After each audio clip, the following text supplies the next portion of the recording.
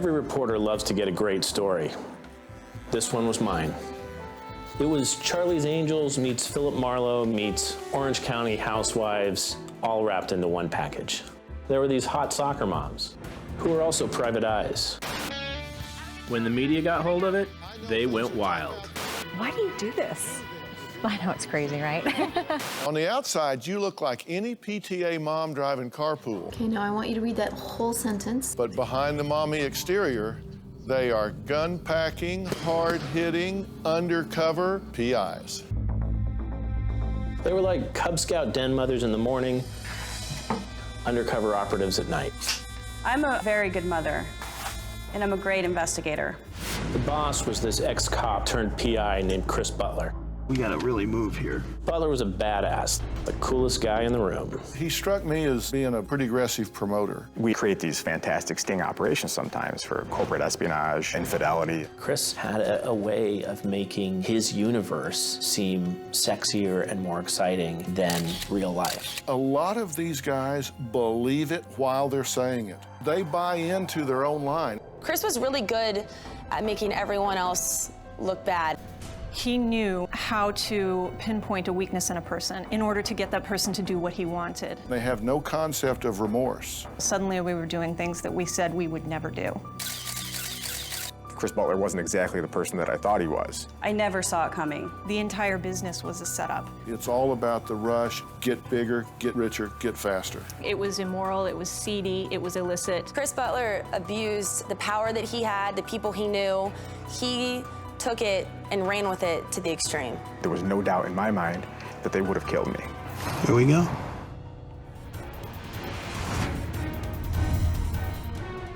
I'm Maureen Maher. Tonight on 48 Hours, Soccer Moms Confidential.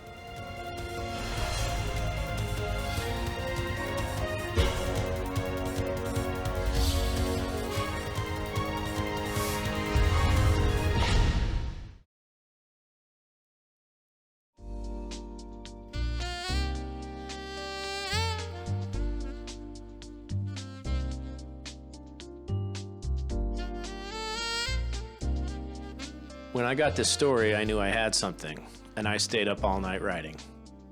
Back in 2010, reporter Pete Crooks was invited to profile a group of San Francisco Bay Area soccer moms turned private eyes. I was invited to come out to Chris Butler's office. I walked in, and the first thing I noticed was the walls of the office were covered with 8x10s, all the 1970s and 1980s detective shows that I watched growing up, Charlie's Angels and Magnum PI. Those are the shows I loved when I was a kid, so I was kind of charmed by it. And I knew the guy wanted to be on TV. Crooks is a senior editor for a local pop culture magazine called Diablo and a CBS News consultant. To him, the attractive, confident women were real-life Charlie's Angels. And their boss, Chris Butler, a charismatic entrepreneur who spent 10 years as a cop, was straight out of Central Casting. It seemed like a no-brainer that we would cover that story.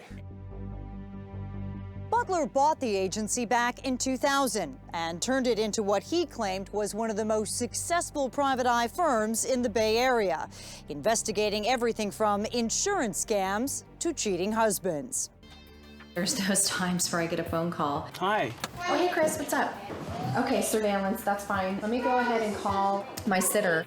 When he added soccer moms as investigators, he said his business boomed. Nobody is going to suspect the mom is sitting having coffee with another friend who happens to be an investigator.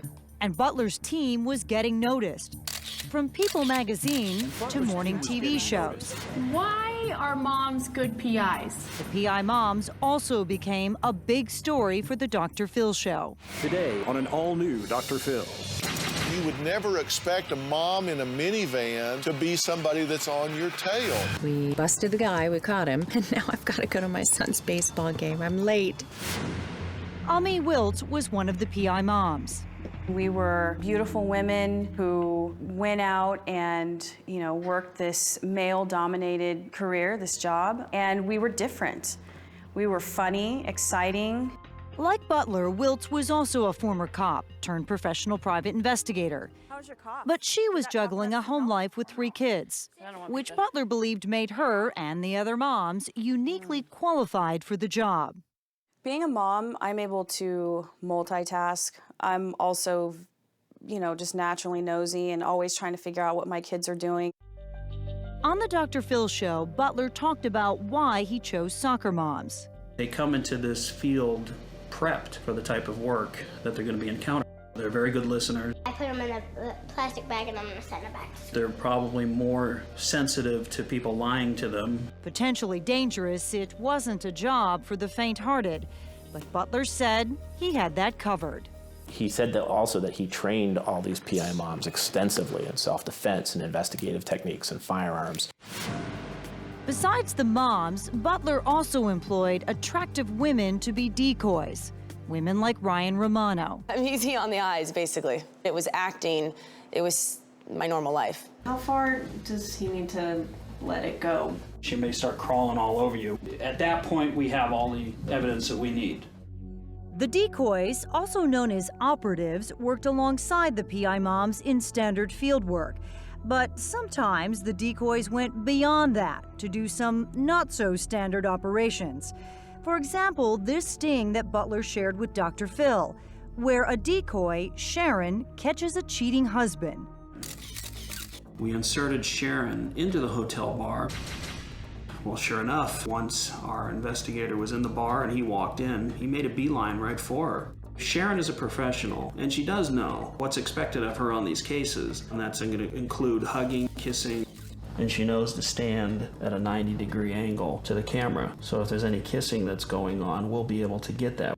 On the show, Dr. Phil questioned whether Butler had gone too far with the decoy Sharon. One of the PI mom operatives was in a very romantic situation with the target here. And I kept saying, wow, I mean, are there boundaries to your scope of employment? Because things are getting pretty rich up on the balcony here. I mean, that to me seemed like to go beyond the pale. It's like, They had overstepped their bounds. is this okay with you? Is it okay with your husband? This wouldn't be okay with me. And it's, well, you do what you got to do. Criticisms like that didn't slow Butler down. In fact, his real-life private investigating team was about to become a reality TV show for the cable network Lifetime. He just was like on the rise of being this huge star in his mind, and that this was going to be it. With the reality show cameras following the moms on their investigations, Butler would need help with the caseload. I've always been that type of person who's always wanted to serve, to help people. Carl Marino is another ex-cop. How did you end up meeting Chris Butler? I'd actually seen his ad on Craigslist. Marino spent 17 years as a deputy in upstate New York. Butler's ad seemed like a terrific opportunity for Marino, who had recently moved to the Bay Area. They were looking to hire decoys for, I think he termed it as the most successful private investigative company in the Bay Area. But when Carl interviewed for the job, he learned it wasn't a typical PI agency. And it was kind of a strange interview. In what way? They asked a lot of strange questions. Like what? Do you drink alcohol? And how comfortable I was with nudity. And they would tell me the reason they're asking those questions is because in decoy situations, you might possibly have to drink shots and possibly get naked in a hot tub with whoever the person is. Marino didn't seem to mind, and with his law enforcement experience, it was a perfect fit. Butler hired him. It was kind of the type of work that I'd always imagined PIs doing. And I think Little on the fringe. Always on the fringe. Is Always what it felt on the like. fringe. Yes. For a place operating on the fringe, there were plenty of real cops coming and going, including this man, Norm Welsh, the commander of the Contra Costa County Narcotics Task Force. Welsh and Butler had worked together and were friends. He would show me how well he was doing. He would tell me how well he was doing. He had a beautiful car. He had a great lifestyle, at least it appeared so. With those real cops hanging around, Butler's employees didn't challenge him on some of those questionable operations, like the ones that came to be called dirty DUIs, which set up husbands in the middle of bitter divorces. I was hired by Chris Butler to be a decoy to attend a party in hopes to get the target to do something illegal, to see if I could see if he was involved in any illegal stuff, including drugs, and just to be a pretty face. I mean, who's gonna say no to a pretty girl? The trap? Send in a pretty girl, or decoy, as Butler called them, to come on to the husband, get him liquored up, and then suggest that they drive somewhere to have fun. Just as the husband would pull out onto the street, a cop who'd been called by Butler would pull him over for driving under the influence. Ryan says Butler paid her to drink and flirt with those targets. It was like dangling candy in front of a baby. It's hard to say no to a lot of things in life. And when you have alcohol in the picture and you impair their judgment, it makes it even harder. The arrests of the men caught in Butler's stings would then be used in court proceedings, which would clearly put the soon-to-be ex-wives in a much better bargaining position. There was something not right in the fact that he probably got high off of doing all this. Like, he found a thrill. With the reality show now in production and the national media exposure, Chris Butler's dreams of stardom appeared to be just a red carpet stroll away. But what no one knew was that dream was about to turn into a nightmare. I was floored. The amount of stuff that he was doing was just unbelievable.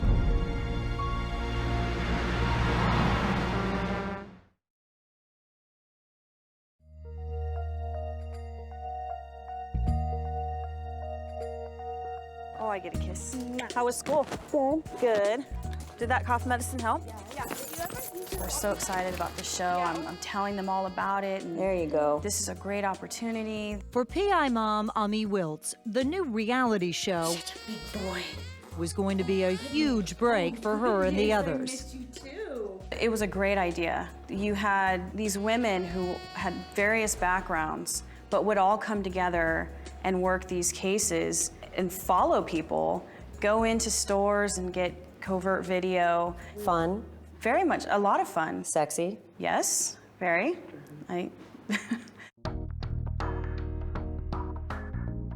And to help get publicity for the new show, reporter Pete Crooks was invited along on a PI mom stakeout in one of the mom's minivans. I started to go out to the van, and Charmaine said, now I've got to be a mommy here. Everybody has used the bathroom, and we're all ready to get in the car now. Welcome Chris Butler and 3 of his PI moms. The moms who were taking part in the ride-along were some of the same ones who appeared on the Dr. Phil show, Denise and Charmaine. So you guys get in the car, everybody gets their juice box in their backpack, and they've all done a potty run before they take off. And what happens next? So we get into position, and we were looking for a white Mercedes. With Crooks in tow, the PI moms were hot on the trail of this man, whose older, wealthier wife-to-be suspected him of cheating. We start following that car, and we stayed right behind him. Crooks even got into the action when he spotted the wayward fiancé, picking up a sexier, younger woman. Voluptuous, Mid-20s siren with long brunette hair, and her right arm is tattooed from shoulder to wrist. As the PI mom spied, Subject and the mystery date walk into a jewelry shop. the cheating couple got cozy. They come out with a couple of gift bags, arm in arm. I believe there's a kiss. Crooks says he couldn't believe how much luck the PI moms were having. They got out of their car, they stopped right in front of our van to kiss. And Denise captured that all on video. I think there was a new twist every half hour or so. And did you think, man, I am just a lucky, lucky reporter today? A little bit, yeah. As the minivan followed the couple to the Napa Valley, Chris Butler sent in a backup team. It's Carl Marino and his wife, who was also working for Butler that day. It was going to be the first introduction of us to the media, is what Chris's big story was. Why did you need to be introduced to the media? Chris wanted us to be, in his own words, the real-life Mr. and Mrs. Smith. As in Brad Pitt and Angelina Jolie. As Crooks watched, Carl and his wife Ilona worked their way into the sting by striking up a flirtatious conversation with the cheating fiancé and his mistress at a winery, all the while texting the salacious details to the PI moms back in the minivan. They just invited us back to their hotel. was the third text. I'm like, so this went from nice to meet you to let's swing in 5 minutes, you know. Did you say, this is unbelievable? It was unbelievable. And I was just sort of saying, like, what's gonna happen next? As outrageous as that stakeout was, nothing could have possibly prepared Crooks for what would happen next. Just before he was about to go to print, Crooks received an email that would blow up his entire story, or at least what he thought was the story. The first Monday back in the office after the New Year's weekend, this email comes in that's from a character named Ronald Rutherford that says, don't run that story. Rutherford's email said, quote, it would be a mistake to publish the article, unquote, because the ride-along with the PI moms was fake. So I called Butler at his office, and he said in that kind of cool voice, hey, Pete, what's going on? And I said, hey, you know, I got this email that said that ride-along was scripted. And his voice just like peaked out. He said, what? That is bull crap. It's the only time I ever saw him spike like that. But the emails from Rutherford kept coming. Got an email at 3 a.m. that was the entire itinerary of the ride-along. This is an inter-office email setting up the entire shoot itinerary, location, etc. Sent the day before the ride-along. That's pretty damning. Yeah. And the attachment is a Google Earth map of the Holiday Inn Express with little notes on it. Mercedes parks here. Couple walks through the hotel, gets into silver Honda Civic, parked here, can drive away without being seen. Later, Rutherford would send Crooks this photo to prove the ride-along had been an enormous fake. Remember Ryan, the decoy? She played the sexy girlfriend. My role in the ride-along was to be the mistress, or to be the girlfriend that the fiance was cheating on his fiance with. And that fiance, according to Ryan, was also an actor, hired by Chris Butler. An elaborate, over-the-top setup designed to get Chris Butler and his new reality show a huge splash of publicity. I never thought anyone would find out the truth that this whole thing was fake. It was fun, it was easy money, and I got to go to lunch and go wine tasting and have a great day. Did you not say to yourself at any point, I'm not really comfortable with this. This guy thinks he's doing a real story? I wasn't really comfortable the entire time. Investigations. But again, this is Chris Butler's show. He's done it 100 times already. No one's ever figured it out. And ultimately, it's to get more business for the business that he's hired me to run. For Chris Butler, it may have been business as usual, but Pete Crooks was about to learn that his fake ride-along was just the tip of the iceberg. That's because his mysterious source, Rutherford, was about to reveal a set of darker and far more dangerous secrets.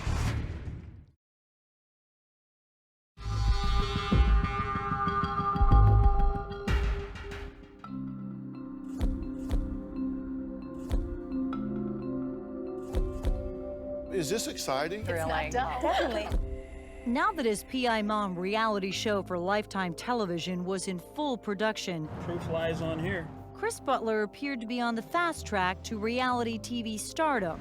That's all he talked about was the show, the show, the show, and the moms, and he was ready to be a star. But while Chris Butler was basking in the reality TV spotlight, the bizarre string of emails from the mysterious Rutherford continued. I became beyond fascinated, obsessed with trying to figure out the equation of who knew what and who was continuing to lie and what was the motivation of Rutherford to tell me this.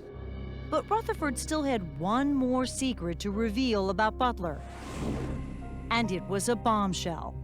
Rutherford says that Chris Butler is attempting to sell narcotics that have been seized by the Contra Costa County Narcotics Enforcement Team, CNET. That's right. Rutherford was now alleging a far more serious situation, that Chris Butler was a drug dealer, and his old friend Norm Welsh, one of the county's top drug cops, was the supplier.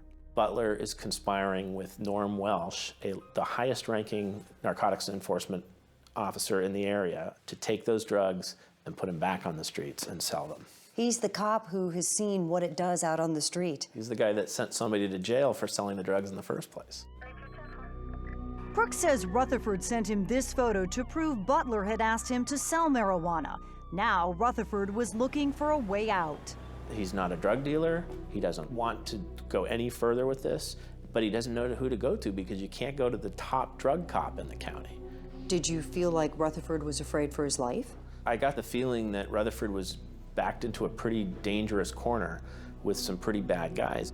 Crooks was able to connect Rutherford with a contact at the California Department of Justice. It's a pretty unbelievable position to be in. Yeah, it was really, really weird and really stressful. Rutherford's safety could be in jeopardy, and that it would be because of the ball that I got rolling.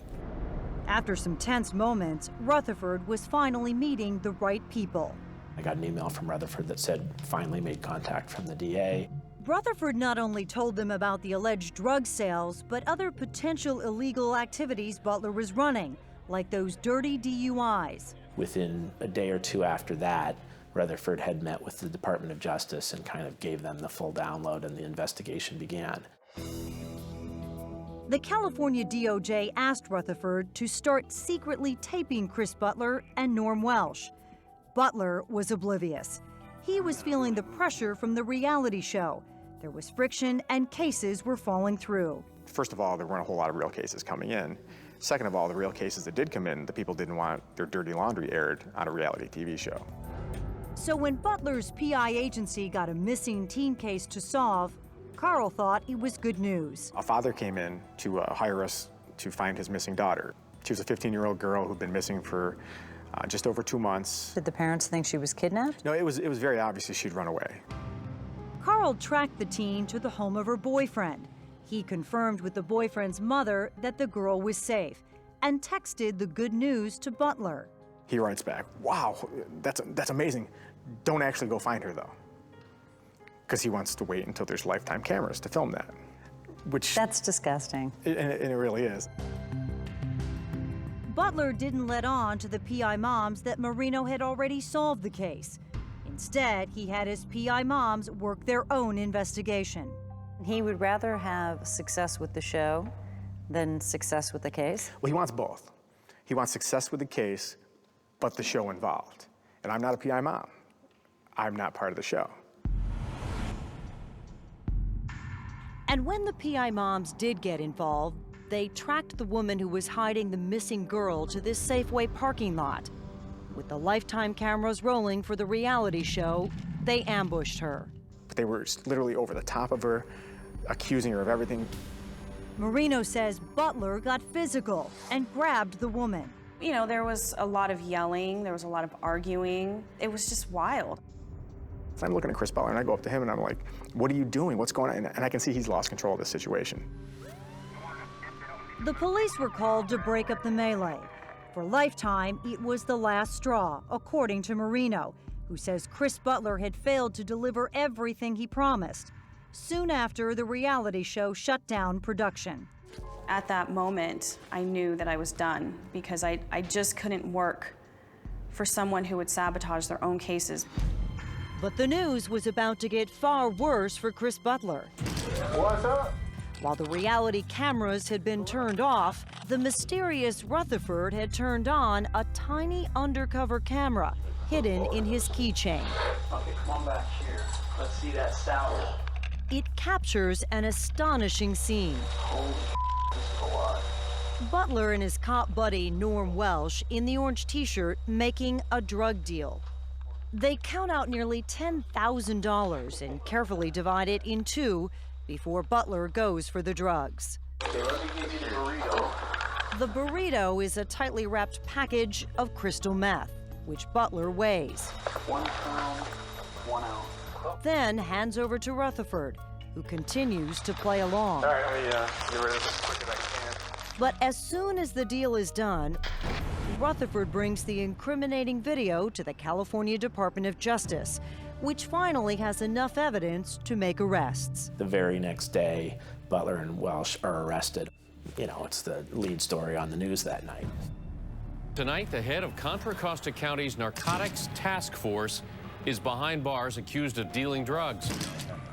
I actually got a phone call from one of the moms, and she said, "Are you sitting down? I have something to tell you. Chris was arrested today." Both men are in the Contra Costa County Jail accused of selling narcotics. That's really out there. You know, that's bad.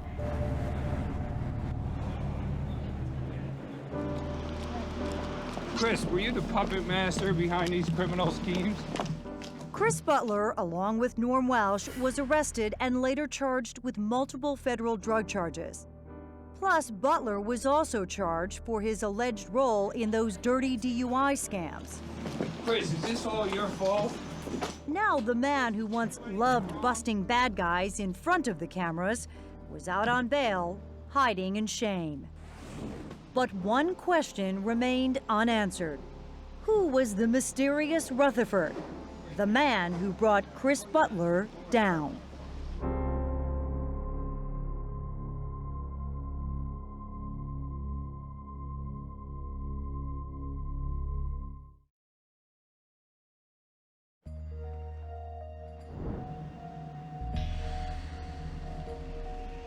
For weeks, writer Pete Crooks received dozens of emails from the mysterious Rutherford, alleging Chris Butler was a fraud and a drug dealer.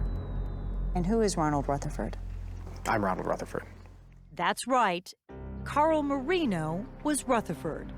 Chris Butler's number 2 man, the director of operations for the agency, had exposed the dark side of Butler's operation.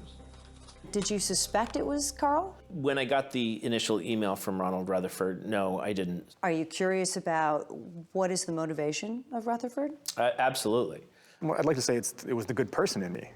In his old life as a cop, Marino says he spent his entire career fighting drugs, and turning in Butler and Welsh was simply the right thing to do. It definitely had a lot to do with the cop in me also. I mean, literally, it was that day when I first saw those drugs that I knew I was going to do something about it. I had no idea what it was, how I was going to do it, when I was going to do it. But knowing where those drugs came from, I knew something had to be done. I mean, I want to know, were you terrified wearing a wire? Oh, yeah. I mean, you're not just dealing with a guy who's an incredible scam artist who's scheming constantly. Now you're dealing with allegedly a drug dealer who's allegedly got the head of narcotics on his side. There's not a lot of safe places to run outside of that. Well, I think that the scariest part about it is I'm filming the master of stings, kind of the same way that he would do it. Is it too dramatic to ask if you were afraid for your life? If those guys had found out what I was doing, there was no doubt in my mind that they would have killed me. That's why, as Rutherford, he confided in Pete Crooks, who put him in touch with the California Department of Justice. Did you feel like Rutherford was disseminating the information because it was the right thing to do, or because he was afraid he was going to get sucked into it, or he was trapped? Both. He said straight up in that first email, I'm not a drug dealer, and I'm not going to sell the drugs for Chris, but I can't tell him, no, I'm not interested in doing that, because he trusted him enough to let him in on the big secret. Mm-hmm. And Norm and Chris were scary guys, you know, to be in that position. So my feeling was that Rutherford was doing something very brave and doing the right thing. But why would Chris Butler get involved in selling drugs? In this lengthy statement obtained by 48 Hours, Butler puts the blame squarely on his old pal, the boss of the County Narcotics Task Force, Norm Welsh. Butler itemizes more than 20 crimes that he says Welsh forced him to commit. For example, Welsh instructed me to sell this marijuana, and Welsh instructed me to sell the Oxycontin for $25 to $40 per pill. Norm Welsh is accepting some responsibility. I feel horrible that I did this. Anybody that knows me would know that it's not me, and I want to admit to what I've done, and I just want people to know that I'm very, truly sorry. Forget the PI moms, forget Dr. Phil, people, all that other stuff. Putting drugs back on the street, that's really, really hard to swallow. It really is. For me, too. It's very difficult for me to live with that shame every day. I mean, I did it Welsh, who was out on bail, says he'd been ill for several years and became easy prey for Butler when a debilitating nerve disorder, disfiguring his feet, threatened to end his career. I made these decisions on my own, and I don't want to make that I'm blaming anybody, but inside my heart, I do feel that I've been manipulated and that I've been used. Something Welsh's attorney, Michael Cardoza, says Butler is very capable of. Is he guilty of manipulating every single one of these people? The PI moms, Carl Marino, Norm, is he guilty of puppeteering this entire situation? I think he really is guilty of that, if there were such a crime. He did manipulate everyone from the get-go. Chris Butler's a very intelligent man. He understands people. He understands how to use people. He understands how to groom people and to bring them along slowly. What will you do here for me? Will you do this? All right, you'll do that. Will you do this now? Well, if you'll do that, then let's take the big step into crime. Will you get some marijuana for me? And that's what Norm stepped into. Do you think Chris Butler is a dangerous man? No, I don't think a dangerous man. But a man who can talk a cop, a good cop, into committing crimes, and he can puppeteer all these other people into lying and manipulating, is that a dangerous man? I think that makes him a sociopath. You have Butler out there dealing with the television show, fooling the producers of that, fooling the people who he spoke to, People magazine, fooling Peter Crooks at Diablo magazine. Well, welcome Chris Butler and 3 of his PI moms. Fooling Dr. Phil, going on the Today Show and fooling them. A lot of people were manipulated by him. For PI mom Ami Wiltz, she feels nothing but betrayal and says she knew nothing about the alleged drug deals. It was humiliating to find out that he was doing these things right under our noses. I guess I just wish that he would have just either fired me and told me, you know, go, instead of dragging me into this. Fortunately, I didn't know he was a criminal, so I wasn't involved in anything illegal. Believe it or not, there's still one more outrageous chapter to Chris Butler's dark story. Here we go. It's like, I'm going for the brass ring. I'm going to get it out there. I pushed the envelope. Get bigger, get better. Chris. Get richer, get faster.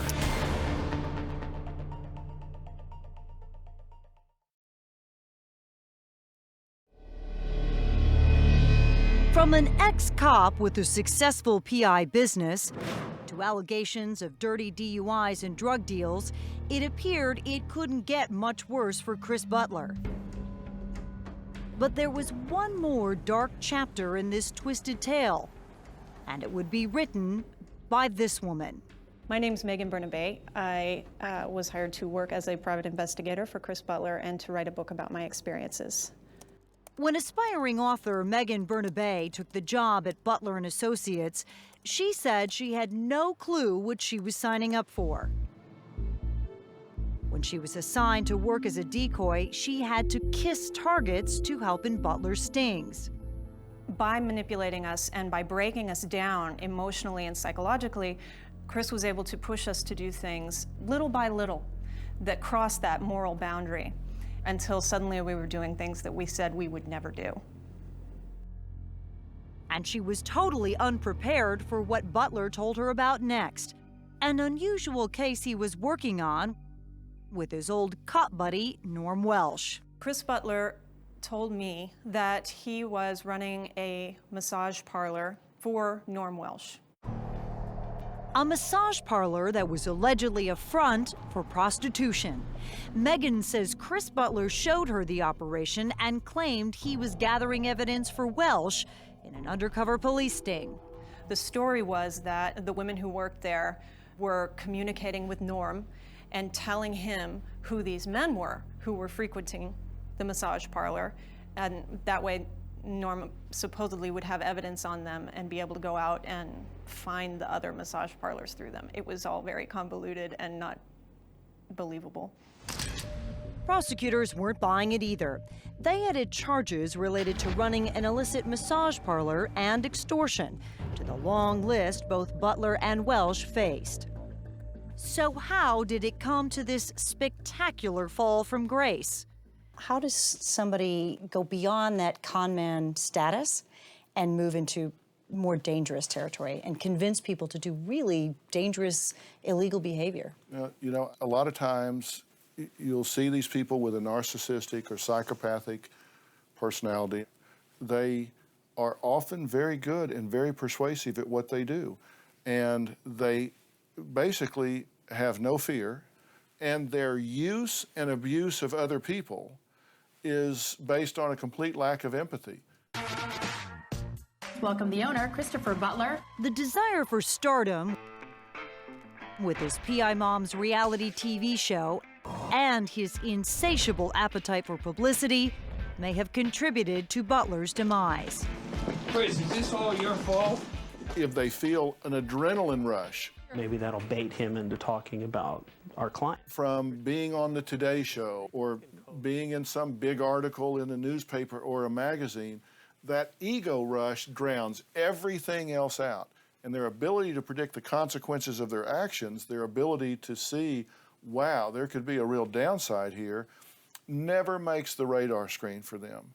When I switched to women, specifically PI moms. Dr. Phil says he had no idea when Butler appeared on his show that Butler was anything but a private eye with the unique idea of employing soccer moms to do some snooping. I didn't know him that well. Our focus was on the women because they were what we were interested in. Just what was fake and what was real about Butler's PI Moms operation depends on who you talk to. Carl Marino says it was a little bit of both. We were working on real cases that had fake elements to it. We were working on fake cases that had real elements to it, where some people knew they were fake, but other people thought they were real. But according to PI mom Ami Wiltz, who now runs her own PI agency in the Bay Area, hey Chuck, it's Chris. If Butler was manipulating cases to beef up the reality TV show, she was not in on it. And did you work any cases that were specifically for the show? Yes, I did. And were those legitimate cases? No one ever told me that they were fake. To my knowledge, even today, those were real cases that we were working. And if you believe, or you're discovering now that these cases were all setups, how do you feel about Chris putting you in that position? Well, I mean, it's over and done with. It is shocking to me that you're telling me this. Megan Bernabe thinks it's not unreasonable to believe that the PI moms really were in the dark about what Butler was up to. It is very possible that people who worked at the office didn't know anything about what Chris was up to.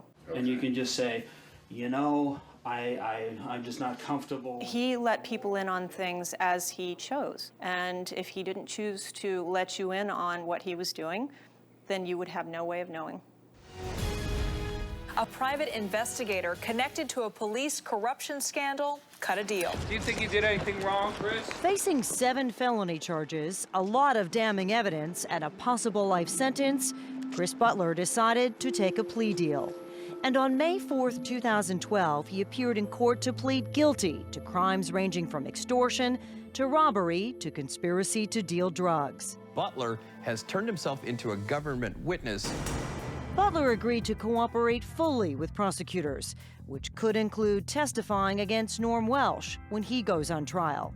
Welsh, who also faces a possible life sentence, tried but failed to make his own deal with prosecutors. He denies any involvement with the massage parlor scheme, but continues to apologize for stealing drugs. I feel so bad and horrible about the citizens of California paying me to do a job, and I violated their trust. I mean, I've always told my guys that I was training that integrity is the only thing you got in life when it comes down to it, and my integrity's gone. Not everyone is buying Welsh's story, especially the man that helped bring him to justice. This is the guy that would go into schools Addicts often and tell children you have to stay off marijuana because it leads to crystal meth. And this is the guy that's taking those same drugs and putting them back on the street. He's the ultimate hypocrite. He's the dirtiest of dirty cops there are. Carl Marino will likely play a large role in the legal proceedings against Welsh and is still having a tough time dealing with everything that has happened. I'd be lying if I say I don't have nightmares about it sometimes and dream about it quite frequently. I mean, I still sleep with the loaded Glock that I got from the TV show underneath my bed. Chris, got any reality TV ideas? Sorry, excuse me. The story that reporter Pete Crooks finally wrote for Diablo magazine was a very different one from the one he set out to do. Chris Butler's universe is like a snow globe that you can peek into, and it's fascinating inside. Investigations. What was very strange and a bit scary was to realize that I wasn't looking at the snow globe, I was inside the snow globe. I was in his universe at his invitation. We gotta really move here. And everybody that gets sucked into his universe, I think, has a bit of their soul taken with it. Okay, bye-bye.